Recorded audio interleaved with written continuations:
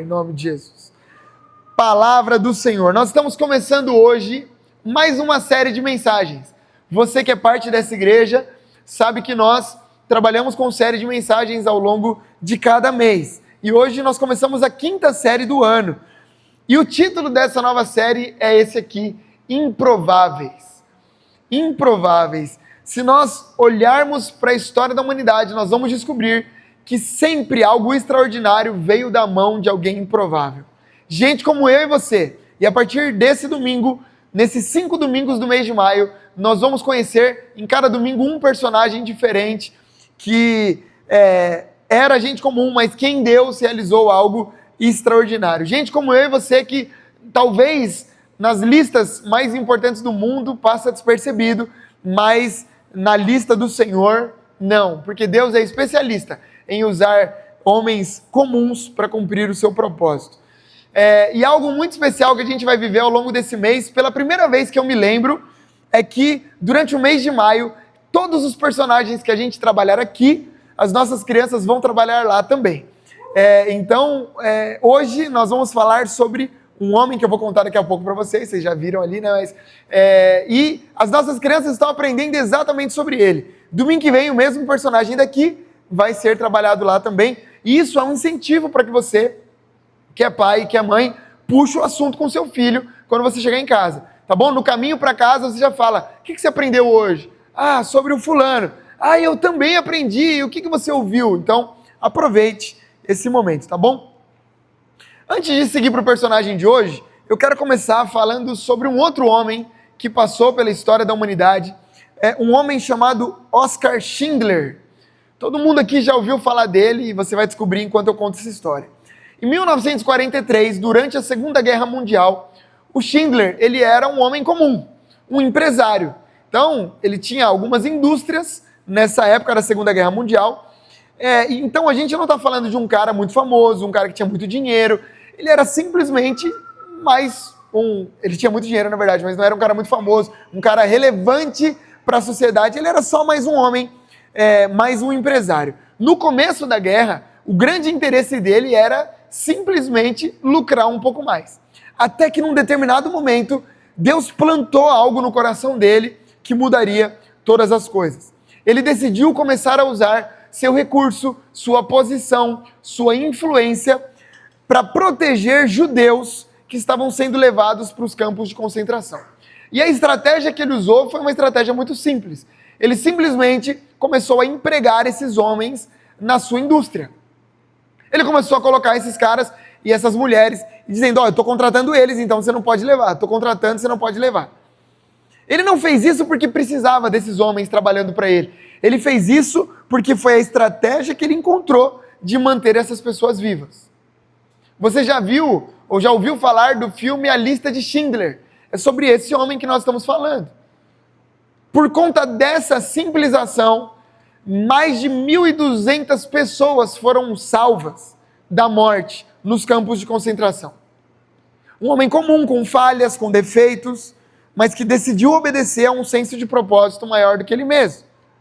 Agora, pensa comigo, quantas pessoas foram tocadas por essa atitude desse homem? Que a gente está falando de 1.200, mas elas poderiam ter morrido, mas não morreram. E dessas 1.200 nasceram quantas outras? Que geraram outras, que geraram outras. E talvez hoje nós temos ao nosso redor pessoas fruto desse homem que tomou uma decisão diferente de obedecer à voz de Deus. Schindler é a prova de que a história ela não é transformada só por pessoas relevantes aos olhos humanos. A história é transformada por gente comum, como eu e você que decide dizer sim. E hoje a gente vai conhecer a história do nosso primeiro personagem, que é exatamente fruto de uma história como essa. Eu quero pedir para que você abra sua Bíblia em Atos, capítulo 9. Nosso primeiro personagem se chama Ananias. Um homem bastante simples, chamado Ananias. Então abra sua Bíblia, Atos capítulo 9, versículo 10 em diante.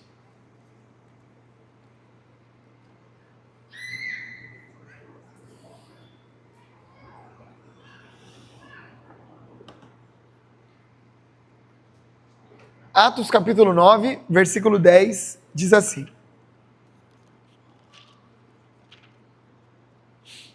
Em Damasco, havia um discípulo chamado Ananias. O Senhor o chamou em uma visão dizendo: Ananias, aqui estou, Senhor. Ele respondeu. O Senhor lhe disse: vá à casa de Judas, na rua chamada Direita, e pergunte por um homem de Tarso chamado Saulo. Ele está orando. Em uma visão, ele viu um homem chamado Ananias chegar e impor-lhe as mãos para que voltasse a ver. Ananias respondeu: Senhor, eu tenho ouvido muita coisa a respeito desse homem e de todo o mal que ele tem feito aos seus santos em Jerusalém. Ele chegou aqui com a autorização dos chefes dos sacerdotes para prender todos os que invocam o teu nome. O Senhor, porém, disse a Ananias: vá. Esse homem é o instrumento que eu escolhi para levar o meu nome diante dos gentios e dos seus reis, bem como diante do povo de Israel. Mostrarei a ele o quanto ele deve sofrer pelo meu nome. Então Ananias foi, entrou na casa, impôs as mãos em Saulo e disse: irmão Saulo, o Senhor Jesus, que apareceu no caminho por onde você vinha, enviou-me para que você volte a ver e seja cheio do Espírito Santo. Imediatamente, algo como escamas caiu dos olhos de Saulo e ele passou a ver novamente. Levantando-se, foi batizado e depois de comer, recuperou as forças. Até aqui, irmãos. O personagem de hoje é o Ananias, mas antes de contar um pouco sobre ele, eu quero falar sobre o Saulo, que é o homem que o Ananias foi visitar. Esse Saulo é o mesmo Paulo, tá bom? Então, essa é a primeira informação. Saulo e Paulo são a mesma pessoa. Então, toda vez que você me ouvir falando, você já pode pensar no apóstolo Paulo, só que nesse momento é o começo da história dele, então a gente vai chamar ele aqui de Saulo. O Saulo não era simplesmente uma pessoa difícil, a gente está falando de um cara que é perigoso. Não é que as pessoas tinham dificuldade de se aproximar do Saulo porque ele era um cara complicado de se relacionar. Não, o Saulo é alguém que mandava matar cristãos, que mandava prender cristãos, tanto é que olha o que a Bíblia diz em Atos capítulo 8. Saulo, por sua vez, devastava a igreja, indo de casa em casa, arrastava tanto homens como mulheres e lançava-os na prisão. Todo mundo que decidia seguir Jesus, o Saulo tinha autoridade naquele momento da história para mandar prender, para mandar matar. E a Bíblia está dizendo que ele começou a devastar a igreja recém-nascida, ele entrava nas casas, separava as famílias e tirava o homem da mulher, a mulher do homem, os filhos dos pais e levava preso. Ele era um perseguidor da igreja. Por isso que quando alguém falava sobre o Saulo, estava falando de alguém muito perigoso e todo mundo sentia medo. É exatamente nesse contexto que Deus decide agir na vida desse homem. Em resumo, o Saulo um dia está andando no caminho para Damasco, uma luz muito forte vem sobre ele, e dessa luz vem uma voz dizendo: Saulo, por que você me persegue? Saulo, Saulo, por que você me persegue? Enquanto você persegue a igreja, você está perseguindo o próprio Deus. Naquele momento, aquela luz deixa Paulo cego, o Paulo vai para uma casa, e ali ele fica orando, tentando entender o que estava acontecendo.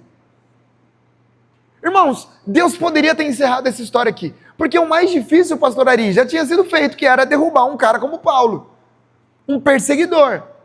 Pô, Deus derrubou, resolveu, o Paulo já entendeu como funciona o negócio, Deus poderia ter seguido sozinho. Mas mesmo assim, Deus decidiu envolver uma terceira pessoa nessa história, que é o nosso amigo Ananias. O texto começa dizendo algo que em outros momentos podia passar despercebido, mas olha só. Em Damasco havia um discípulo chamado Ananias. Um discípulo. Não tem um título importante. Deus não falou, em Damasco havia um pastor de uma mega church. Não, um pastor, um apóstolo, um bispo, um padre, um prefeito, um governador. Não. Tinha um discípulo chamado Ananias. Deus então deu ordem para que esse discípulo, simples homem chamado Ananias, fosse até onde Saulo estava. A primeira reação do Ananias é uma reação semelhante à que a gente teria. Irmãos, vamos desespiritualizar a parada aqui agora. Aí Deus fala para o Danilo assim: Danilo, aí o Danilo fala: eis-me aqui, Senhor. Danilo, eu quero que você vá agora para a casa do chefe do tráfico na cidade de São Paulo. Você vai lá na casa do líder do PCC. Qual é a reação natural? Não é a reação tipo, ai que gostoso, nossa, eu não estava esperando por esse pedido. Não, a reação do Ananias é: Senhor, o senhor tem certeza? O senhor já ouviu falar desse cara? O senhor sabe quem ele é? Se o senhor acessar o Instagram dele agora, o senhor vai ver de quem que a gente está falando. Esse cara é terrível. Ele pode matar, ele pode prender. É nesse lugar que o senhor quer que eu vá? E o Ananias não está errado, ele está sendo realista. Ele está olhando para aquela realidade e confirmando que ir ao encontro de Paulo, ou de Saulo nesse momento, ir ao encontro dele é ir ao encontro da prisão. Ele, no mínimo, ele vai ser preso. Ou, no pior dos mundos, ele vai ser morto. Ele sabia a fama que Paulo tinha e que aquela decisão podia custar caro demais. Mas é aqui que o improvável começa a acontecer. Mesmo com medo, mesmo com dúvidas, mesmo sem entender tudo, Ananias então decide obedecer. Olha só o que o texto diz. Então, Ananias foi. Acabou. Ouviu a voz de Deus? Foi. Ele entrou na casa, impôs as mãos em Saulo e disse: Irmão Saulo, o Senhor Jesus que apareceu no caminho por onde você vinha, enviou-me para que você volte a ver e seja cheio do Espírito Santo. Eu confesso que essa parte me pegou. Porque se sou eu chegando para falar com um perseguidor, com um inimigo, que eu sei que ele está mal das pernas, que ele está cego agora, ele não está legal, eu chegaria a falar assim: você que é o sem vergonha do Saulo, que persegue os meus amigos, você é o perseguidor, que todo mundo tem medo, Deus me mandou aqui, meu amigo, Deus falou comigo para eu vir aqui falar com você. Esse seria eu. O Ananias, ele chega na casa do perseguidor, o maior inimigo daquele tempo, e diz: Irmão Saulo, ô irmão Saulo, isso aqui é muito poderoso, porque antes de sair de casa, o Saulo para o Ananias é um inimigo, mas depois de ouvir a voz do Senhor, o Saulo para o Ananias se torna irmão. O Ananias passa a enxergar o Saulo com a mesma perspectiva de Deus, porque o Ananias já começa a enxergar aquilo que Deus poderia fazer na história de Saulo.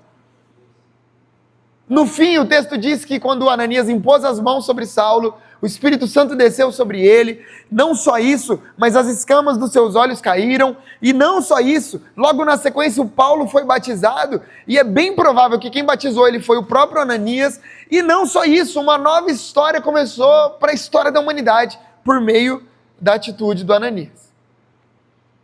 Eu encontro, irmãos, aqui pelo menos 3 lições para a gente não perder o costume, que a vida e a história de Ananias nos ensinam. E eu quero compartilhar com você hoje. A primeira lição que eu aprendo com Ananias é que o chamado de Deus vai exigir coragem além do medo. O chamado que Deus tem para a sua história vai exigir que você seja um homem corajoso, uma mulher corajosa. Quantos podem dizer amém por isso? Amém. Coragem. O Ananias vem para ensinar a gente que obedecer a Deus nem sempre vai ser confortável. Porque tem gente que ainda tem essa ideia: se Deus falou, se Deus deu uma ordem, olha, eu abri uma porta de uma empresa para você, eu abri uma porta para você ter uma nova carreira, para você abrir o seu negócio, para você começar um novo ministério na igreja, eu estou abrindo o caminho. O que a gente pensa? Que vai ser um lugar confortável, porque se Deus mandou e a gente está obedecendo a ordem de Deus, tem que ser confortável. Mas toda vez que a gente olha para a palavra de Deus, a gente encontra o contrário. Caminhar com o Senhor, seguir a vontade de Deus, nunca vai ser confortável. Não é que a gente vai seguir e tudo vai se encaixar, não, pelo contrário. O chamado de Deus quase sempre vem acompanhado do medo de como vai ser. O medo do futuro, o medo do próximo mês, o medo dos primeiros dias. O Ananias está vivendo isso.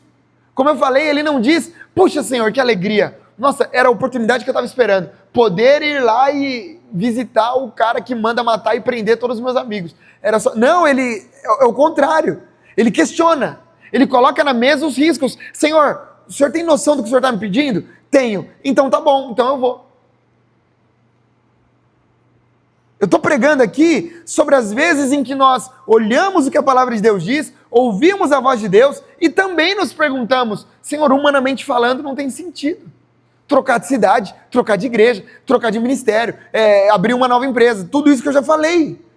Eu estou falando sobre o medo que muitas vezes a gente sente, e por isso que Deus nos trouxe aqui hoje, para lembrar que sentir medo não é falta de fé. O medo vai fazer parte da nossa jornada. O medo é parte de quem nós somos. É normal sentir medo às vezes. O grande problema não é sentir medo, mas deixar que o medo defina a resposta que a gente vai dar para a vida. Eu vou repetir, o problema não é você ter medo. Pastor, eu tenho medo de atravessar a rua. Tudo bem, é um medo nobre. Por isso que você para, olha para os dois lados, só que você vai com medo mesmo. O medo é um recurso de segurança que o próprio Deus depositou em nós. Ah, eu tenho medo de entrar no mar, porque um dia eu ouvi água no umbigo, sinal de perigo. É o clássico. Vocês nunca tinham ouvido isso? Ah, bom. Pensei que... Água no umbigo, sinal de perigo. Tá, então a gente vai impedir a vida de permitir que a gente experimente um dia pisando a água no mar porque a gente tem medo? Não, a gente vai com medo mesmo. O Ananias sentiu medo, mas respondeu com confiança no Senhor. Hoje é dia, irmãos, da gente trazer coragem para dentro do nosso coração. Talvez hoje Deus está te chamando para algo que te assusta. Desculpe repetir, mas talvez alguém está precisando ouvir isso. Talvez é um passo novo no ministério. Você que já se feriu em um monte de igreja, você já que machucou, e aí alguém te feriu, e você hoje não quer mais servir, você não quer mais fazer nada, e hoje Deus está dizendo, ei, você está com medo? Vai com medo mesmo, porque talvez, vencendo esse medo de hoje, você vai experimentar algo maravilhoso do Senhor na próxima cena. Alguém que está dizendo, puxa pastor, eu queria tanto fazer uma transição de carreira, eu estou vivendo algo até aqui, mas eu já entendi que Deus fechou a porta, mas eu estou com muito medo. Ei, faça as contas, organiza a vida, mas vai para cima, confie no Senhor. Ouça com carinho, coragem não é ausência de medo, coragem é medo sob controle. Coragem não é você não sentir nada. Coragem é mesmo sentindo, você vai para cima. Irmãos, antes de ser pai do Bruninho, você acha que não dá medo, não? Medo de olhar para esse mundo, a bagunça que tá, e você fala, vou botar um filho nesse negócio aqui. Meu filho vai daqui a pouco ficar numa escola sem eu estar lá. E quando alguém quiser arrumar confusão com ele, eu não vou estar lá. E quando alguém falar alguma coisa diferente do que eu preguei, eu não vou estar lá. Irmãos, se a gente for guiado pelo medo, você vai ser impedido de viver a grandeza do que Deus tem para a sua história. O Ananias sentiu medo, mas não deixou que o medo o impedisse de agir. Para de esperar o frio na barriga sair. Para de esperar tudo estar sob controle para você então ouvir a voz de Deus. Eu estou falando aqui sobre coisas que Deus já confirmou no seu coração. Deus já confirmou através da palavra. E talvez hoje seja mais uma palavra. De manhã um casal me procurou e falou assim, pastor, esse aqui é nosso filho, está indo para o primeiro dia de trabalho amanhã, estava num desespero só, mas essa palavra veio para dizer, não precisa ter medo, Deus está com você em nome de Jesus. Quais são as áreas que têm te apavorado? Sabe, irmãos, a Bíblia diz que Deus não te deu espírito de medo. Significa que o medo não é um mero sentimento. O medo não pode dominar o seu coração. Volto a dizer, o medo vai fazer parte do seu dia, mas ele não pode ocupar um espaço maior do que isso no seu coração. Contra espírito, a gente trabalha com armas espirituais e a gente repreende. Eu oro em nome de Jesus. O medo não vai paralisar você. O medo não vai impedir o seu futuro profissional. O medo não vai impedir o seu futuro. Pastor, mas eu me feri tanto no último relacionamento. Ei, Deus vai preparar alguém especial para a sua história em nome de Jesus. Hoje é dia de decisão. Nós seremos parte daqueles que obedecem o medo ou seremos parte daqueles que obedecem ao Senhor? Você está com medo? Vai com medo mesmo. Vai com medo mesmo. Eu me lembro do dia em que a gente recebeu o convite para cuidar da nossa igreja em Santos. Muitos anos atrás. Foi o nosso primeiro movimento ministerial sozinhos, né? Como pastores locais. Meu amigo, ali, quando eu fiquei pensando em tudo que podia acontecer, porque só veio coisa ruim, Isaac. Falei, meu Deus do céu, como eu vou pastorear uma igreja a 90 quilômetros de distância da minha casa? E se eu chegar lá e ninguém gostar de mim? E se chegar lá e as pessoas começarem... Primeiro que a gente chegou lá, tinha 10 pessoas. Falei, se sair 5, acabou. Já era, devia ficar um GC. E aí, o medo. Aí um dia eu estava no culto assim, aí eu falei, Senhor, ainda não tinha começado, né? Eu falei, estava lá na Daipiranga ainda, não sei se era na Ouro Verde, sei lá onde era. Aí eu estava lá assim, orando, eu falei, Senhor... Eu estou com medo, mas eu quero obedecer a sua voz. Se o Senhor está nisso mesmo, orei dentro da minha cabeça, assim, né? Eu falei, se o Senhor está nisso mesmo, o Senhor tem que dar um jeito de me mostrar. Se o senhor mostrar, eu vou. Irmãos, na hora que eu falei isso na minha cabeça, se o senhor falar, eu vou. Aí uma mão tocou no meu ombro assim, aí eu virei de costas e falei assim, você está perguntando para Deus se é isso que Deus tem para você. É isso que Deus tem para você, pode ir, fique em paz. Irmãos, se eu fosse guiado pelo medo, hoje não teríamos uma igreja lá na Baixada Santista, com 200 e poucas pessoas por domingo, abençoando a vida de tantas famílias. Eu teria perdido o privilégio de fazer parte de uma história maravilhosa. Ei, você acha que outras pessoas não sentem medo? Mas a diferença é essa: o medo não vai nos controlar em nome de Jesus. Tá com medo? Vai com medo mesmo. Fala para a pessoa que está do seu lado: se você tiver com medo, vai com medo mesmo.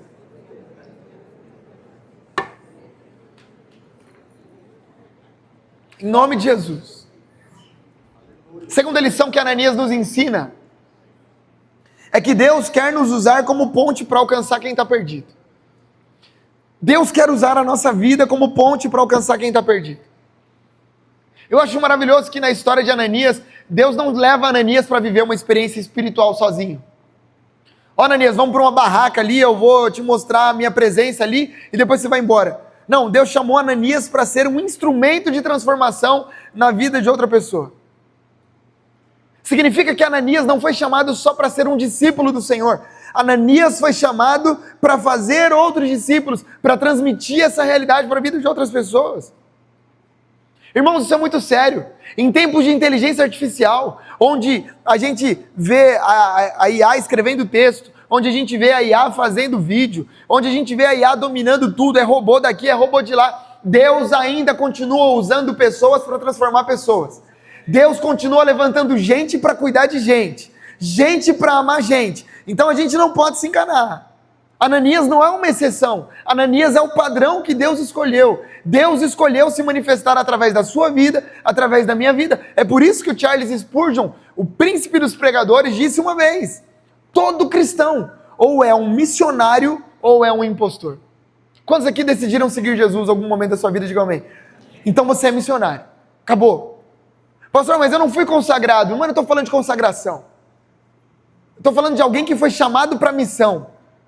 Se você não é alguém que tem transmitido para outros aquilo que Jesus fez na sua vida, você está sendo um impostor. Porque o chamado do Senhor foi para ir e fazer discípulos, e ir e mostrar para outras pessoas aquilo que Ele depositou sobre a sua vida. Ser cristão não é só sobre nós vivermos coisas especiais na nossa própria vida. Ser cristão é sobre nós transmitirmos isso à vida de outras pessoas. Irmãos, quantos de nós aqui temos histórias terríveis para contar? De quem a gente era longe de Jesus. Tem gente aqui que era da confusão. Você quer ver uma coisa que me irrita? Eu vou te contar, para você nunca fazer.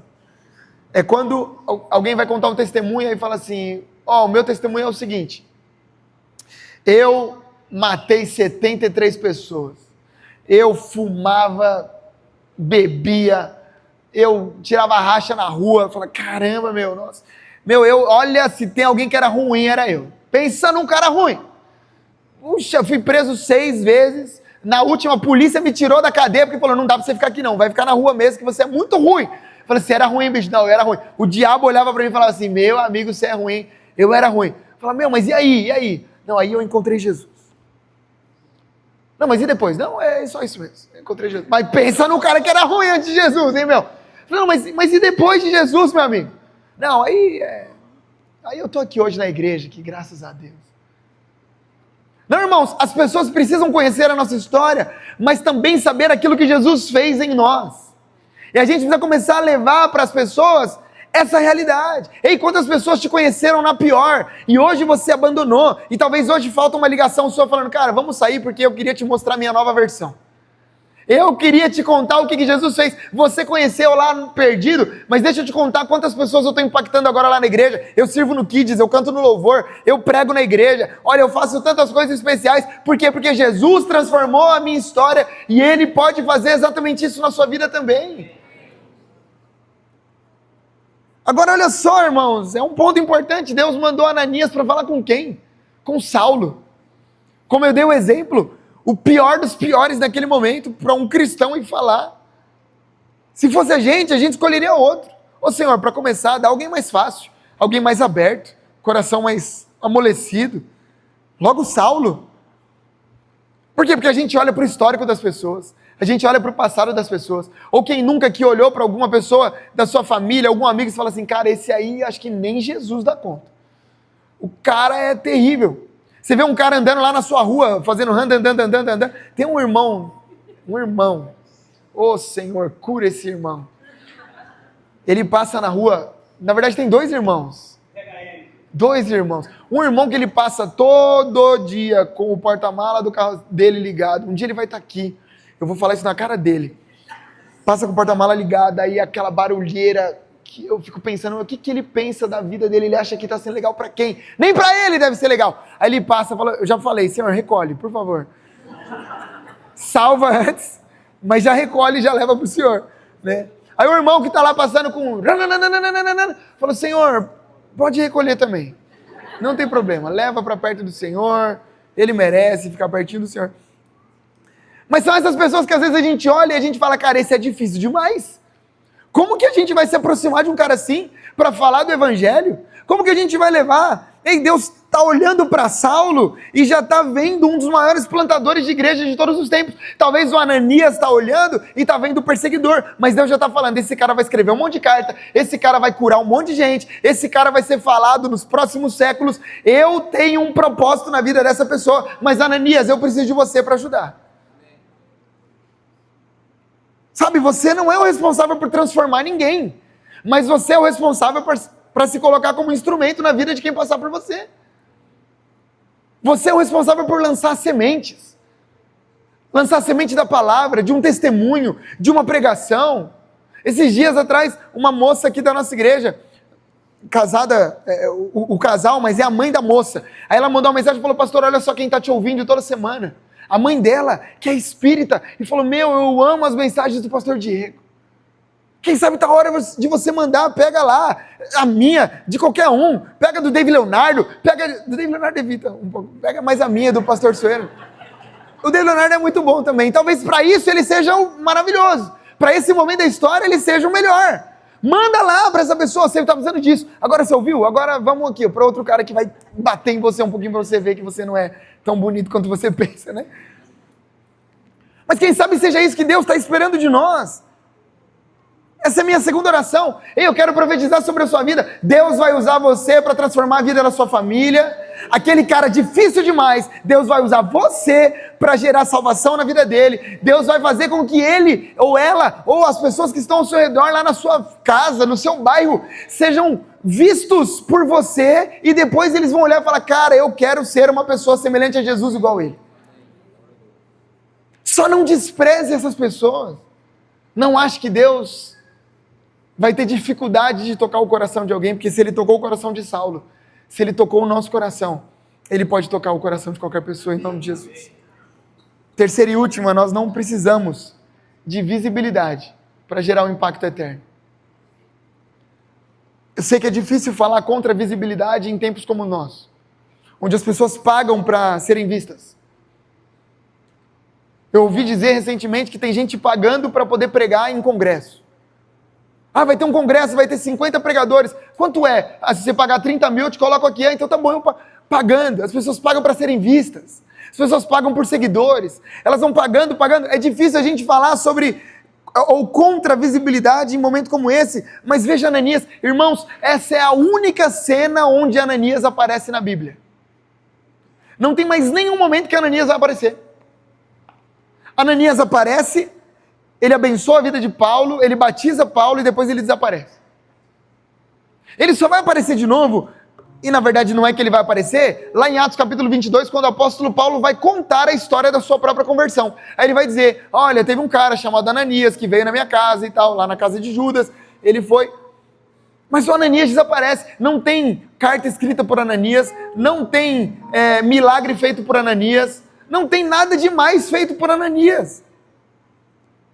E por não aparecer, talvez alguém poderia dizer, mas é improvável que um cara desse dê certo.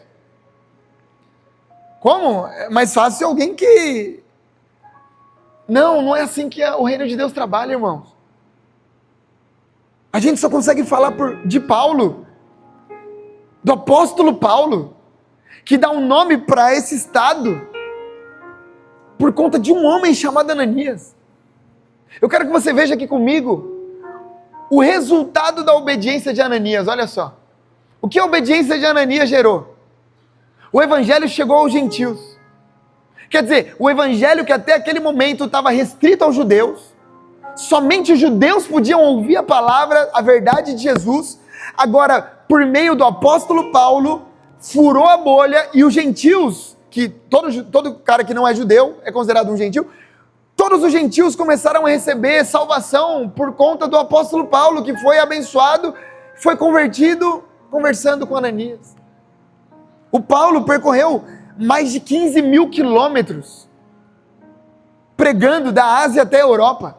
Ele percorreu de navio, ele percorreu a pé, pregando a palavra, mas ele só percorreu porque teve um Ananias que foi na casa dele. A história vem falar, a gente não consegue bater o martelo a quantidade, mas de 10 a 14 igrejas foram plantadas diretamente pelo apóstolo Paulo. 13 cartas, o maior escritor do Novo Testamento é o apóstolo Paulo. Escreveu para a igreja de Corinto, escreveu para Timóteo, escreveu para Galácia, escreveu para um monte de gente. 13 cartas foram escritas que alcançaram milhões de pessoas. Irmãos, hoje nós estamos aqui falando sobre o apóstolo Paulo, porque houve um dia que o Ananias agiu. Para que Paulo apareça, Ananias tem que trabalhar. Tudo isso começou com um homem que simplesmente disse, eu vou. Eu não sei se Ananias viu tudo isso acontecer. E eu quero dizer, eu não sei se você vai ver o seu filho, sua filha, seu neto, sua neta, seu vizinho se converter. Eu não sei se você vai ver transformação de verdade, mas uma coisa eu sei, que você plantando a semente, essa semente não será inútil na presença do Senhor.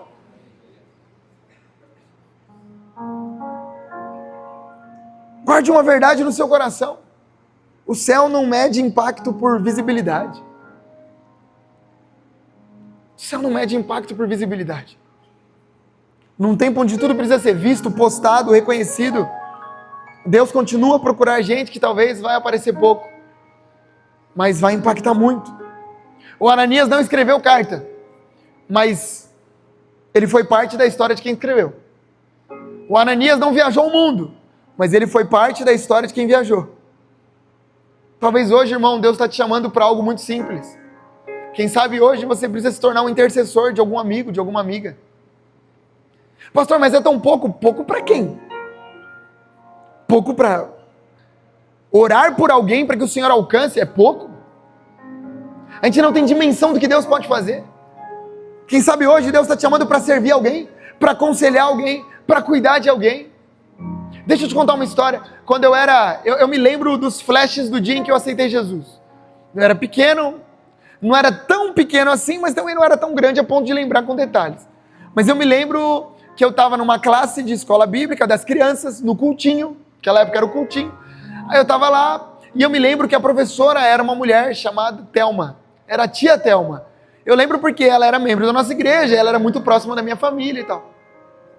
E eu me lembro que ela fez o convite, todo final de aula tinha, quem quer aceitar Jesus? E naquele dia eu lembro que eu falei, eu quero, tia Thelma, eu quero aceitar Jesus. Ela falou, então vem aqui, vamos orar, orou e tal.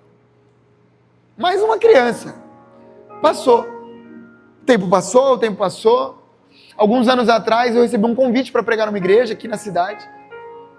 E aí quando eu cheguei lá, era a igreja da tia Thelma. Ela era ou é ainda na verdade, uma das pastoras. E ali eu terminei de pregar, o culto aconteceu, a gente foi comer uma pizza. Eu, ela, o esposo dela. E aí comendo a pizza eu falei, tia Thelma, quem diria, hein? Quem poderia imaginar que isso ia acontecer? Que um convite num culto para as crianças geraria um pastor. Irmãos, a gente não tem ideia. Se hoje eu estou aqui, podendo pregar a palavra para você, é porque houve um dia em que um Ananias falou, Diego, você quer entregar a vida para Jesus?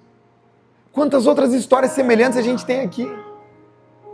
De Ananias que passaram pela nossa vida. Mas o chamado de Deus para a gente hoje é, sejamos Ananias para a vida de alguém. Pastor, mas ele é difícil demais. São desses que Jesus gosta. Essa semana eu vi um cantor de funk, mais um, que falou, para mim deu. já era, estou entregando a minha vida para Jesus. Aí você pode olhar de duas maneiras. Você pode olhar e falar assim, agora ganhou um monte de dinheiro, aí entrega a vida para Jesus. Essa é uma maneira de olhar. Mas não era o certo a fazer desde o começo? Será que não é hora da gente celebrar que o Senhor encontrou mais um, e encontrou mais uma, e que Ele pode te encontrar hoje, ou Ele pode te usar para encontrar a vida de alguém, em nome de Jesus? Que o Senhor nos encontre como Ananias, irmãos. Um ato de obediência pode gerar um efeito que a gente não tem dimensão. Deixa eu te contar outra história. História de um homem que ele tinha muitos problemas com o sexo oposto. Ele era muito mulherengo, ele não conhecia Jesus, ele era muito mulherengo. E aí tinha um outro rapaz que sempre convidava ele para ir para a igreja. Falava assim, cara, você precisa ir para a igreja, irmão. Vamos para a igreja, vai ter um congresso, vai ter uma cruzada evangelística, vai ter não sei o quê. O cara fala, que igreja? Que igreja? Eu gosto de igreja, eu não quero saber de igreja, eu estou bem assim. Vamos para a igreja, cara, vamos para a igreja. Aí chegou, de tanto esse cara encheu o saco para ele ir para a igreja, aí o irmão falou assim, tá bom, eu vou. Se eu for, você paro. Então tá bom, então eu vou. Foram, estava tendo uma cruzada evangelística, Jesus sendo pregado, aí na hora do apelo, do convite, falou assim, tem alguém aqui que quer entregar a vida para Jesus? Aí aquele homem que até agora fala assim, eu não quero, de repente ele ergue a mão para Jesus e fala, Senhor, entra na minha vida. Ele vai lá na frente, recebe a oração. Essa é a história de um homem chamado Billy Graham, um dos maiores evangelistas da história da humanidade. Um homem que pregou e encheu estádios ao redor do planeta, mas que só teve o seu chamado confirmado porque teve um Ananias que ficou, vamos lá. Eu oro para que o Senhor nos levante assim. Hoje pode ser um bom dia para você chegar em casa e mandar uma mensagem para alguém, ou dizendo, irmão, faz tempo que eu não falo isso, mas hoje eu fui no culto, lembrei tanto de você. Fica aqui o convite para você ir domingo que vem. Aí se ele não vier, você chama de novo. E se não vier, chama de novo. Só não seja chato. Percebeu que está irritando? Deixa passar um tempo, aí você começa a chamar de novo. Não quer chamar? Manda um sermão, manda uma música. Marca um churrasco na sua casa. Deixa ele entrar na sua casa. Quando ele estiver lá, aí você começa aos pouquinhos, mas não permita que o Senhor não seja visto sobre você, na vida de outras pessoas. Minha oração de hoje é para que o Senhor use a nossa vida. Talvez seja improvável alguém como a gente dar certo. É improvável para nós, mas é totalmente provável para o Senhor. Assim como Oscar Schindler, assim como Ananias, que Deus nos encontre disponíveis, completamente disponíveis para a sua missão. Deus nos trouxe aqui para lembrar que a gente não foi chamado para ser consumidor do Evangelho. Se você gosta de consumir palavra, consumir louvor e não fazer nada para que o Evangelho avance, meu amigo, eu sinto te dizer, você está no lugar errado. O chamado de Deus é um chamado para multiplicação. O consumo é no cinema. Vai lá, vai assistir o Michael Jackson. Você vai lá no cinema, você compra pipoca, assiste Super Mario. Compra pipoca, aí o ar-condicionado está aqui, e não sei, lá é consumo. Igreja é lugar de trabalho. Igreja é o que acontece entre um domingo e outro. Você acha que isso aqui é igreja? Isso aqui é maravilhoso, o culto é maravilhoso, mas o que acontece de verdade entre nós tem que acontecer de segunda até sábado. A gente vem aqui, celebra e volta e serve de novo de segunda a sábado por onde a gente passar. Ei, Ananias, Deus está te chamando nesse dia em nome de Jesus. Eu quero orar por você pode se colocar de pé onde você está.